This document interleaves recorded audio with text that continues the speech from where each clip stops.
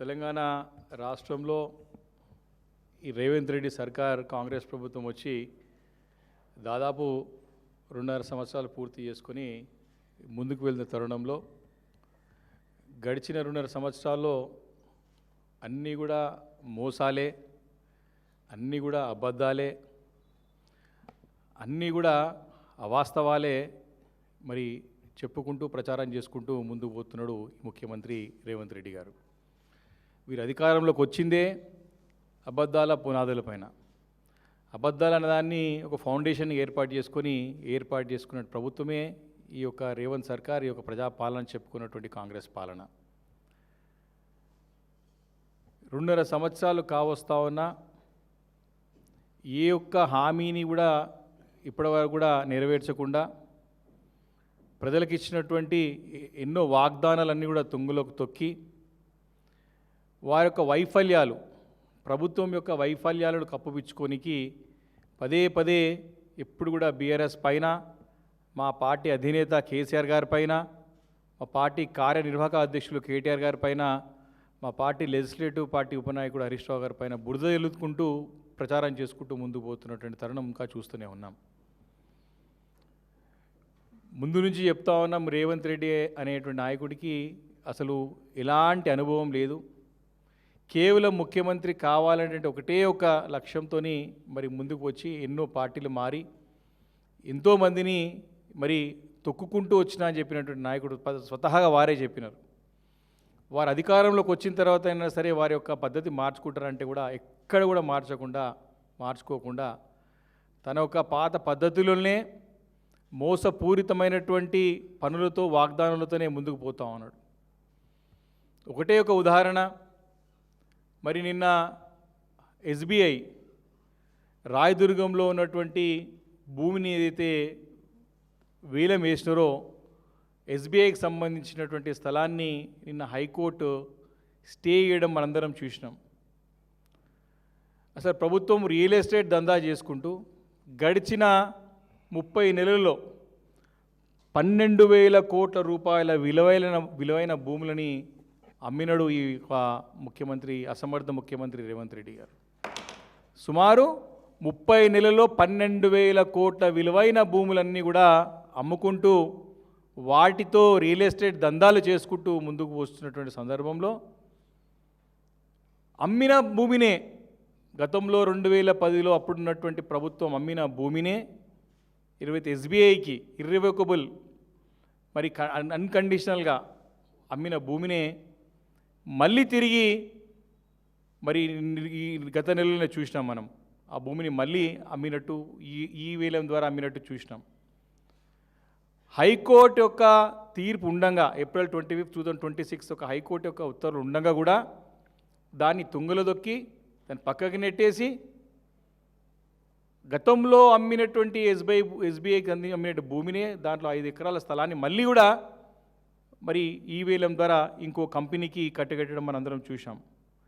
అంటే దీన్ని ఏమంటారు? సరే, భూమి ప్రభుత్వం నుండి అమ్మిందంటే విశ్వాసంతో, ప్రభుత్వం నమ్మకంతో మాకు చక్కగా ఉంటుందని చెప్పి సుమారు 237 కోట్ల రూపాయలు ఎకరానికి చెల్లించి మరి ఆ భూమిని కొంటే ఈరోజు దేశవ్యాప్తంగా ప్రభుత్వం యొక్క అంటే క్రెడిబిలిటీ ఏ రకంగా మరి దిగజారిపోయిందో, ఏ రకంగా ఈరోజు విశ్వసనీయత ప్రభుత్వం కోల్పోతుందో ఒకసారి అర్థం చేసుకోవాలి. రేవంత్ రెడ్డి అనేటువంటి నాయకుడు బయట మోసం చేసుకోక రియల్ ఎస్టేట్ దందాలో ఎన్ని తప్పుడు డిసిషన్లు చేసిండా, ఎన్ని దొంగ అగ్రిమెంట్లు చేసుకుంటా, ఎన్ని బ్లాక్మెయిల్ చేసి చేసుకోకపోగా ఈరోజు ముఖ్యమంత్రి బాధ్యతలు ఉండి కూడా ఇంత పెద్ద నేరం, తప్పుని మరి అధికారికంగా చేయడం అనేది సిగ్గుచేటు. దాన్ని హైకోర్టు తప్పుపడుతూ నిన్న చెంపపెట్టు లాంటి తీర్పు ఇవ్వడము ఈ ప్రభుత్వానికి ఇప్పుడైనా కళ్ళు తెరవాల్సిన అవసరం ఉందని చెప్పి ఈ సందర్భంగా వారిని నేను హెచ్చరిస్తూ ఉన్నాను. దీన్ని ఇమీడియట్గా బయట రిజిస్ట్రేషన్ చేసిన భూమిని మళ్ళీ రిజిస్ట్రేషన్ చేస్తే ఏమంటారు? 420 అంటారు, చీటర్ అంటారు, మోసగాడు అంటారు, వారు వెలేస్తారు, వీడు దొంగ భూములు అమ్ముతారా, వీని దగ్గర పోదంటారు. ఈరోజు బాధ్యత గదిలో పదవిలో ఉన్నటువంటి ముఖ్యమంత్రి హైకోర్టు తీర్పు ఉండంగా, హైకోర్టు ఉత్తర్వులు ఉండంగా మళ్ళీ భూమిని ఈ వేలం ద్వారా అమ్మిండంటే ఈయన ఏమనాలో ఒకసారి? చీటర్, గజ దొంగ, మోసగాడు, ప్రభుత్వం యొక్క ప్రతిష్టను దిగజారుతున్నాడు. ఈరోజు దేశవ్యాప్తంగా తెలంగాణ రాష్ట్రం నుండి గత 10 సంవత్సరాల్లో కేసీఆర్ గారి నాయకత్వంలో తెలంగాణ రాష్ట్ర ప్రతిష్ట పెంచితే ఈ యొక్క ముఖ్యమంత్రి రేవంత్ రెడ్డి గారు మంట కలుపుతా ఉన్నారు ఇలాంటి యొక్క దుశ్చర్యల వల్ల, ఇలాంటి దొంగ పనుల ద్వారా. ఏం అవసరం వచ్చింది నీకు? చట్ట ప్రకారం న్యాయం ప్రకారం నడుచుకోకుండా అమ్మిన భూమినే మళ్ళీ అమ్మి నీ సొంత అన్ని అన్యాయులకు కట్టబెట్టడానికి, తద్వారా వ్యాపారాలు చేయడానికే ఈ దందాలన్నీ నడుస్తూ ఉన్నాయి. ఈ యొక్క ప్రభుత్వం మొత్తం కూడా చూసినట్టయితే తన ప్రభుత్వం మొత్తం అంతా కూడా ముఖ్యమంత్రి మొత్తం భూముల చుట్టే తిరుగుతూ ఉన్నాడు. ఈ మధ్యలో కూడా చూస్తూ ఉన్నాం, హిల్ట్ ద్వారా మరి ఐలాండ్ భూములను కూడా అల్యూమినియం ఇండస్ట్రీస్ లిమిటెడ్ సంబంధించిన ల్యాండ్ని కూడా మరి హిల్ట్ ద్వారా తన అన్యాయులకి, తన అనుచరులకి, తన వ్యాపార భాగస్వాములకి కట్టబెట్టి దాన్ని కూడా వ్యాపారం చేయాలని చెప్పి స్పష్టంగా తెలుస్తూ ఉంది. గతంలో ఈ విషయాన్ని బీఆర్ఎస్ పార్టీ తరపున అసెంబ్లీలో కూడా ఈ అంశాన్ని లేవనెత్తి నిలదీసే సంగతిని గుర్తు చేస్తూ ఉన్నాను. ఈరోజు అదే నిజం కాబోతూ ఉంది. ఐలాండ్కి సంబంధించి ఐలాండ్ భూముల్లో మరి ఈ యొక్క గతంలో మరి ఎంతోమందికి ఈ యొక్క కంపెనీ ఓనర్తో సంబంధాలు ఉన్నాయి. వారు డైరెక్ట్గా మరి ఏ పర్పస్ అయితే ఈ యొక్క అల్యూమినియం సంబంధించినటువంటి అల్యూమినియం ఇండస్ట్రీస్ సంబంధించినటువంటి ఈ యొక్క ల్యాండ్ని ఏదైతే కేటాయించారో ఆ రోజు దాంట్లో 118 ఎకరాలు 53 ఎకరాల పైచిలు వరకు కూడా మరి ఎక్స్టెన్షన్ కింద భూసేకరణ చేసి ఎంప్లాయ్మెంట్ పెంచడానికి కంపెనీ ఎక్స్పాన్షన్ గురించి ఇచ్చిందే తప్ప వారికి రియల్ ఎస్టేట్ దందా చేయడానికి ఎక్కడ కూడా ఇవ్వలేదు. కండిషన్ మీద ఇచ్చింది. ఈరోజు హిల్ట్ ఒక పాలసీ ద్వారా మళ్ళీ ఈ యొక్క అల్యూమినియం ఇండస్ట్రీస్ భూమితోని దందాలు చేయడానికి, వ్యాపారాలు చేయడానికి ప్రభుత్వం పూనుకుంటుంది అని చెప్పడానికి ఎలాంటి సందేహం లేదు. ఈ రకంగా మరి మూసి ప్రక్షాళన అంటాడు, మూసి ప్రక్షాళన మీద 1000 ఎకరాలు సేకరిస్తా అంటాడు. అది చేత కాదు, ఫెయిల్ అయిపోయింది, మొత్తానికి కట్టర్ ఫ్లాప్ అయిపోయింది. నాకు ప్రధానమంత్రి పైసలు ఇవ్వాలి, కేంద్రం డబ్బులు ఇవ్వాలి అంటాడు. చేత కాదు, ఎందుకు స్టార్ట్ చేసావు నువ్వు? మూసి ప్రక్షాళన అంటాడు. మూసి ప్రక్షాళన పైన భూదందా. అక్కడ పోయి సెంట్రల్ యూనివర్సిటీ భూములు అక్కడ పోయి 10,000 కోట్ల రూపాయలని ఆ స్థలాన్ని తాకట్టు పెట్టి డబ్బులు తీసుకోవడం, మెట్రోని మొత్తం స్వాధీనం చేసుకొని విలువైన భూములు కొట్టేయాలని ప్లాన్ చేయడం. అక్కడ ఫోర్ట్ సిటీలో కేసీఆర్ గారు కష్టపడి 13,000 ఎకరాలు ఫార్మాసిటీకి సేకరిస్తే ఆ 13 ఎకరాల్లో అక్రమ దందాలు చేయడానికి, ఇంటర్నల్ ట్రేడింగ్ చేసుకుంటూ వ్యాపారాలు చేయడానికి ఫోర్ట్ సిటీ అనే కొత్త నామకరణం చేసి దందాలు చేయడం. ఇదే తప్ప ఈ ప్రభుత్వం 2.5 సంవత్సరాలు చేసింది ఏమీ లేదు. రైతాంగాన్ని మోసం చేసినాడు. ఈరోజు రైతులు ఈరోజు నరక యాతన పడుతూ ఉన్నారు. ఈరోజు ఉద్యోగస్తులు ఇబ్బంది పడుతూ ఉన్నారు. ఈరోజు నిరుద్యోగ యువత మరి ఒకటే సంవత్సరంలో 2 లక్షల ఉద్యోగాలు ఇస్తామని చెప్పి మోసం చేసి, మోసపూరిత వాగ్దానాలు చేసి ఈరోజు వారు రోడ్లపైన తిరగకుండా వారిని ఈరోజు హింసించి, ఇబ్బంది పెట్టి, అక్రమ కేసులు పెట్టి మరి అక్కడ అశోక్ నగర్లో కానీ, దిల్సుఖ్ నగర్లో కానివ్వండి, ఈరోజు అక్రమంగా ఏ రకంగానైతే ఒక హిట్లర్, ఏ రకంగానైతే ఒక డిక్టేటర్, ఏ రకంగానైతే నియంత రకంగా ఆంక్షలు పెట్టి వారిని ఇబ్బంది పెడతా ఉన్నాడు. అన్ని కుల వృత్తులను ఏదో కాపాడుతామని చెప్పినాడు. అందరిని కూడా మోసం చేసినాడు. కుల వృత్తులను కూడా ఏ వర్గాన్ని కూడా ఈరోజు ఇచ్చినట్టు హామీ నిలబెట్టుకోకుండా అన్ని వైఫల్యం చెంది ఈరోజు ఆ కప్పుపిచ్చుకోవడానికి, ఈ యొక్క భూదందాలన్నీ కూడా కప్పుపిచ్చుకోవడానికి మా పైన బురద వెళ్ళే ప్రయత్నం చేస్తూ ఉన్నాడు. ఎక్కడ పోయినా సరే కేసీఆర్ గారు నామస్మరణ లేని ఆయనకు నిద్ర పడుతోలేదో. అసలు మా పార్టీ నాయకుల కంటే ఈయన ఎక్కువ మాట్లాడుతుంటారు కేసీఆర్ గారి గురించి, కేటీఆర్ గారి గురించి, హరీష్ రావు గురించి. ఎందుకో మరి ఆయన పేరుసుకుని నిద్రపడ్డదు. ఈయన పోయి అంట సిద్దిపేటలో ఒడగొడతాడంట. సిద్దిపేటలో అంటే ఏమడు, హైదరాబాద్ నగరానికి ఫ్యూచర్ లేదనుకుంటూ నువ్వు ఫ్యూచర్ సిటీ చెప్తున్నావు, హైదరాబాద్ పట్టించుకోరా నాయన అని చెప్పేసి మా నాయకులు పదే ప్రాధాయపడతా ఉంటే, ప్రజలు ఇబ్బంది పడతారని పట్టించుకోమంటే ఈ నగరాన్ని విస్మరించేసి నువ్వు ఫోర్ట్ సిటీ పెడుతున్నావు. మరి అక్కడ ఫార్మా సిటీ గురించి ఎట్లకెళ్ళి ఫార్మా సిటీయే ఖచ్చితంగా అవుతుంది, అది కండిషనల్గా ల్యాండ్ అక్విజిషన్ అయ్యింది, ఈ భారత్ ఫ్యూచర్ సిటీ అనేది ఉండదు అని చెప్పి చట్టపరంగా చెప్తే దాన్ని పక్కన పెట్టి మరి హరీష్ రావు గారిని నేను సిద్దిపేటలో తర్వాత చూస్తా అంటారు. సిద్దిపేటలో వచ్చి పోటీ చేయమరు నువ్వు. హరీష్ రావు గారి దగ్గర పోటీ చేస్తే పోచమ్మ గుడి ముంగుట పొటేలు కట్టినట్టే భలేతో ఖచ్చితంగా. ఇంకేమంటాడు, నన్ను కొడంగల్లో కుట్రపూరితం కూడా కొట్టినంటారు. ఛాలెంజ్ చేసింది నువ్వు రేవంత్ రెడ్డి గారు, మర్చిపోయినారు.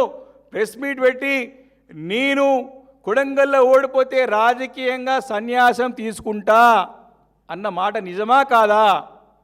ఈరోజు ఆ సన్యాసం తీసుకున్నటువంటి ఒక సన్యాసి ఈరోజు ప్రగల్భాలు పలుకుతూ అబద్ధాలు చెప్పుకుంటూ ఉసరవెలిలాగా రంగులు మార్చుకుంటూ మరి ముందుకు పోతా ఉంటే ప్రజలు అమాయకులు అనుకుంటున్నారా అని చెప్పి నేను ప్రశ్నిస్తా ఉన్నారు రేవంత్ రెడ్డి గారిని. మరి వారు చెప్పాలి, దీనికి సమాధానం చెప్పాలి. ఈరోజు వచ్చి ఏదో పెద్ద పెద్ద మాటలు మాట్లాడుతూ మేము అడిగే ప్రశ్నలకి సమాధానం చెప్పండి. మా పార్టీ తరపున మిమ్మల్ని ప్రశ్నిస్తారా, మీరు చేసేటటువంటి అక్రమాలు అన్యాయాలు, మీరు చేసేటువంటి మరి యొక్క అవినీతి, మీరు చేసే స్కామ్లని ప్రతి ఒక్కటి కూడా అంశాల వారీగా మిమ్మల్ని ప్రశ్నిస్తూ ఉంటే సమాధానం లేదు. రైతుల విషయంలో ప్రశ్నిస్తే సమాధానం లేదు. ఈరోజు ఏమంటాడు, కేంద్రంలో గతంలో ఇదే రేవంత్ రెడ్డి గారు అన్నారు పీసీసీగా ఉన్నప్పుడు, ఏమన్నాడు, దమ్ముంటే మీరు కొనండి ఒడ్లు, కేంద్రం నుంచి ఏం సంబంధం, మీరు డబ్బులు లేవా అని చెప్పినాడు. ఈరోజు అదే అడుగుతున్నాము, నీతో చేతగాక దద్దమ్మలాగా అసమర్థుడిలాగా కేంద్రం ఎంత ఉంటే అంతే ఉంటే మొత్తం చేత కాదని చేతులు ఎత్తేసినటువంటి ముఖ్యమంత్రి రేవంత్ రెడ్డి గారు. అదే ప్రశ్నిస్తున్నాం కదా, దానికి సమాధానం చెప్పాలి కదా నువ్వు. ఇలా అన్నీ కూడా మరి ఒకటి కాదు రెండు కాదు, పూర్తిగా వైఫల్యం చెందింది ప్రభుత్వం. వైఫల్యాలని కప్పుపిచ్చుకోవడానికే మా పైన బురదల్లే ప్రయత్నం జరుగుతూ ఉంది. వారు చేసేటువంటి ప్రతి అన్యాయాలు అక్రమాలు అవినీతిని మేము ఎండగడుతూ ఉంటే మరి దానికి సమానం చెప్పలేక, మరి గతంలో ప్రజలకు ఇచ్చిన హామీలు నిలబెట్టుకోలేక, మరి పదే పదే మరి కాలయాపన చేసుకుంటూ ముందు పోతున్న సందర్భంలో మేము అడిగిన ప్రశ్నలకు సమానం చెప్పలేక మమ్మల్ని మరి తిట్టిపోసేటువంటి ఒక పనే తప్ప వేరే పని పెట్టుకోలేనని చెప్పి సందర్భంగా నేను మనవి చేస్తూ ఉన్నాను. కాబట్టి ఈరోజు ఇప్పటివరకు కూడా నువ్వు గద్దెనెక్కి దగ్గర మరి 3 సంవత్సరాలు దగ్గర పడుతూ ఉన్నది. ఈరోజు ప్రజలు రోజులు లెక్క పెట్టుకుంటున్నారు. ఎప్పుడైపోతుంది, ఇంకా 2 సంవత్సరాలు ఈయన భరించాలా అని చెప్పేసి ప్రజలు నరకయాతన పడుతున్నారు.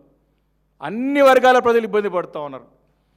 ఈయనకి ఎలక్షన్స్లో, రేపు అసెంబ్లీ ఎలక్షన్స్లో, కేసీఆర్ ఎలక్షన్స్ ఎప్పుడు వస్తాయా అని ప్రజలు 1000 కళ్ళతో ఎదురు చూస్తూ ఉన్నారు. ఈయన గుణపాఠం తప్పదని చెప్పి నేను సందర్భంగా నేను మనవి చేస్తూ ఉన్నాను.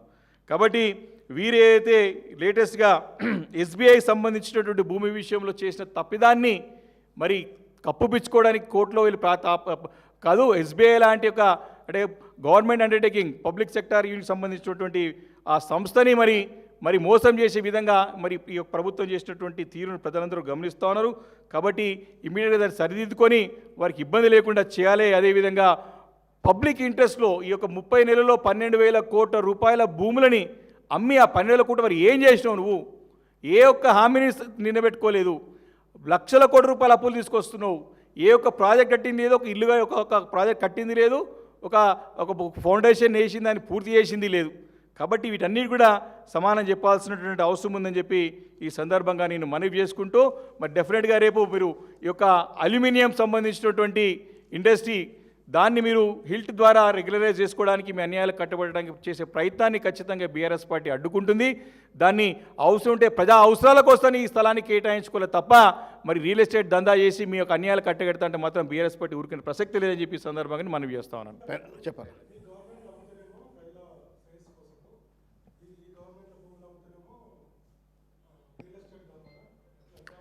ఇప్పుడు ఒకటి విషయం, హైడ్రా విషయం ఒకటి ఫస్ట్ క్లారిఫికేషన్ ఏంటంటే, హైకోర్టు హైడ్రాకి తప్పు పట్టడమే కాకుండా పెనాల్టీ వేసింది. నిన్న ముఖ్యమంత్రి గారు ఎంత పచ్చి అబద్ధాలు మాట్లాడుతున్నాడంటే, ఏ ఒక్క పేదవాడు ఇల్లు కూలగొట్టలేదు, ఏ ఒక్క కట్టడాన్ని మేము కూలగొట్టలేదు అని చెప్పినారు. కానీ హైకోర్టు ఈ గడిచిన కొన్ని సంవత్సరం కాలం లోపల హైడ్రా చేసింది తప్పు, మీరు తీసుకున్న నిర్ణయాలు తప్పు, మీరు చేస్తున్న పని తప్పు అని పట్టడమే కాకుండా హైడ్రాకి పెనాల్టీ వేసింది. 3,50,000 రూపాయలు ఏమో దగ్గర హైడ్రా కమిషనర్ జేబులకి వెళ్ళి కట్టాలని చెప్పేసి తీర్పిచ్చింది. అంటే ముఖ్యమంత్రి గారు ప్రజల్ని ఏ రకంగా ప్రజల్ని ప్రక్కదో పట్టిస్తాడో స్పష్టంగా అర్థమవుతుందని చెప్పడానికి ఒక విషయం. రెండోది, భూముల అమ్మకాల విషయంలో ఈరోజు అమ్మిన భూమినే మళ్ళీ అమ్మడం ఈ చరిత్రలో ఎప్పుడు చూడలేదు. ఇది అంటే వారి యొక్క నాలెడ్జ్తో నిజంగా తెలియక చేసారేమనుకుంటే, స్పష్టంగా ఎస్బీఐ వాళ్ళు వారితో నెగోషియేషన్లు ఉన్నారు, వారు నడుస్తున్నది, వాళ్ళు కేటాయించిన భూమి అన్కండిషనల్గా మాకు ఇచ్చినారు, మేము 21 కోట్ల రూపాయలు ఖర్చు పెట్టినాం దానిపైన, కోర్టులు వెళ్తే కోర్టు కూడా మీరు వారిని కన్సిడర్ చేయండి అని చెప్పేసి ఈ మధ్యకాలం April 25, 2026 ఇచ్చింది. దాన్ని పక్కన పెడుతూ కూడా మళ్ళీ అమ్మడం అంటే ప్రభుత్వం ఒక విశ్వసనీయత, అంటే గవర్నమెంట్ అనేది ఇన్స్టిట్యూషన్, రేపు రేవంత్ రెడ్డి వచ్చి రేపు పొద్దున మళ్ళీ మేమే వస్తాం మారుతూ ఉంటుంది. ఆ ఇన్స్టిట్యూషన్ యొక్క గౌరవాన్ని, ఒక క్రెడిబిలిటీ నిలబెట్టాల్సిన అవసరం అధికారుల పైన ఉంటుంది, ముఖ్యమంత్రి గారి పైన ఉంటుంది. కాబట్టి ఆ భూమిని అమ్మిన భూమిని మళ్ళీ అమ్మడం, దాన్ని స్టే చేసుకోవడం ఒకటి. ఇంకొకటి, మేము భూములు ఆ రోజు అమ్మినప్పుడు ఎక్కడైతే చంక్స్ ఉన్నాయో, నిరుపయోగంగా ఉన్నటువంటి భూములని ఆ రోజు అమ్మడం జరిగింది. దాన్ని కూడా కన్స్ట్రక్టివ్గా ఒక క్యాపిటల్ ఎక్స్పెండిచర్గా ప్రాజెక్ట్స్ కట్టి చూపెట్టినాం. హైదరాబాద్ నగరంలో ఇన్ఫ్రాస్ట్రక్చర్తో పాటు అనేక ప్రాజెక్టు కట్టి చేసి పూర్తి చేసి అది ప్రజలకి అనుభవంలో ఉన్నది.